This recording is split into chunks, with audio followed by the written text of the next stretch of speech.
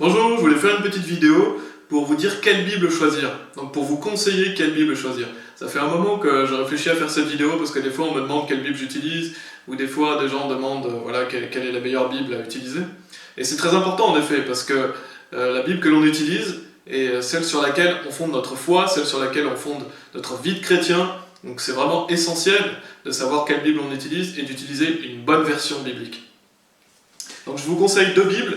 Je vous conseille la Bible King James française, qui est une traduction de la King James anglaise, donc qui est celle-ci, que vous pouvez trouver sur Amazon, vous pouvez l'acheter sur Amazon, ou vous pouvez la trouver en ligne, vous pouvez la lire gratuitement en ligne.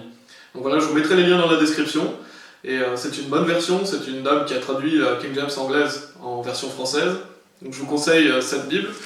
Et vous avez aussi celle-ci qui est la Osterwald 1744, qui a été révisée. Cette Bible est une bonne version. Il a repris la Osterwald 1744 et il l'a rendue plus King James. Donc voilà, deux bonnes versions que vous pouvez trouver. Je vous mettrai des liens dans la description.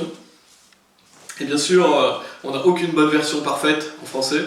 La version moderne qui est parfaite, c'est la King James anglaise, qui est la parole préservée et pure de Dieu sans erreur.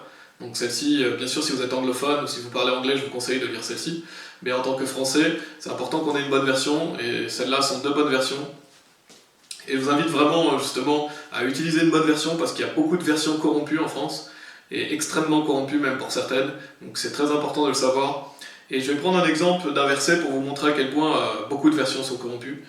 Et on va prendre 1 Pierre chapitre 2, verset 2, pour vous montrer que, par exemple, la Louis II est une version corrompue.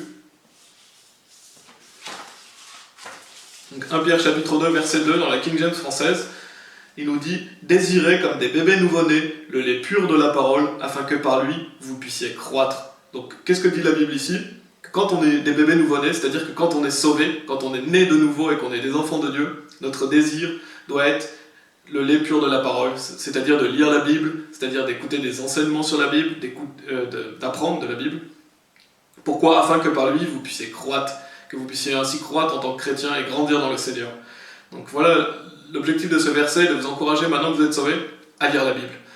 Et voilà, donc dans la Osterwald 1744, il est dit à peu près une chose similaire. « Désirez avec ardeur comme des enfants nouveau-nés le lait sincère de la parole, afin que vous puissiez croître par lui. » Maintenant, allons à la Louis II. Je vais vous montrer que la Louis II est une version corrompue.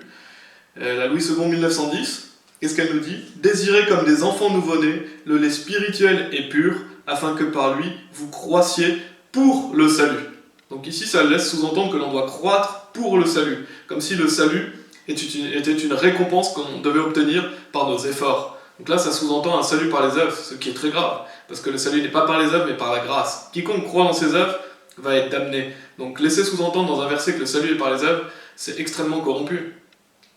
Et d'ailleurs, ce verset n'a aucun sens, parce que c'est comme si Dieu, si on prend cette version, Dieu serait en train de nous dire, maintenant que vous êtes sauvés, désirez apprendre de la parole pour être sauvés. Donc ça n'a aucun sens. Ça n'a aucun sens. Donc ce verset, déjà, n'a aucun sens, et en plus, ça laisse sous-entendre un salut par les œuvres. Donc c'est très important de savoir que la Louis II 1910 est corrompue.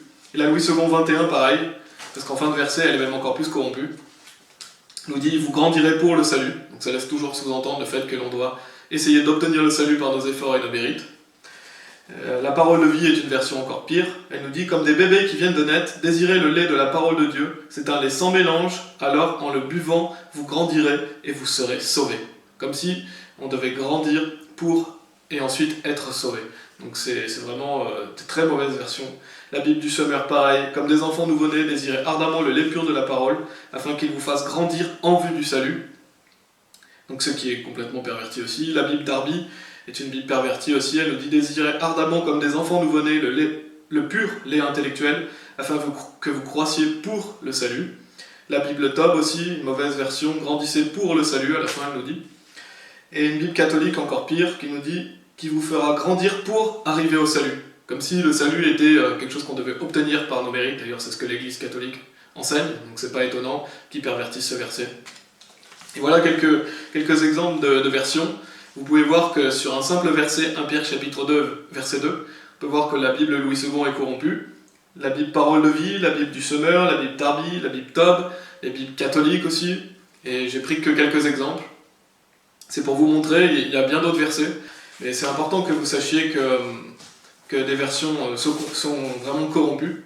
Et c'est le diable, bien sûr, le diable tente de pervertir la parole. Alors il est très important que vous utilisiez une bonne version. La King James française, la Osterweil 1744 qui est révisée, sont de bonnes versions. Et peut-être qu'il y a quelques autres bonnes versions qui sont anciennes, que je ne connais pas, ou que je n'ai pas lues, et qui sont peut-être des bonnes versions. Et c'est très important que vous regardiez quelle version vous utilisez.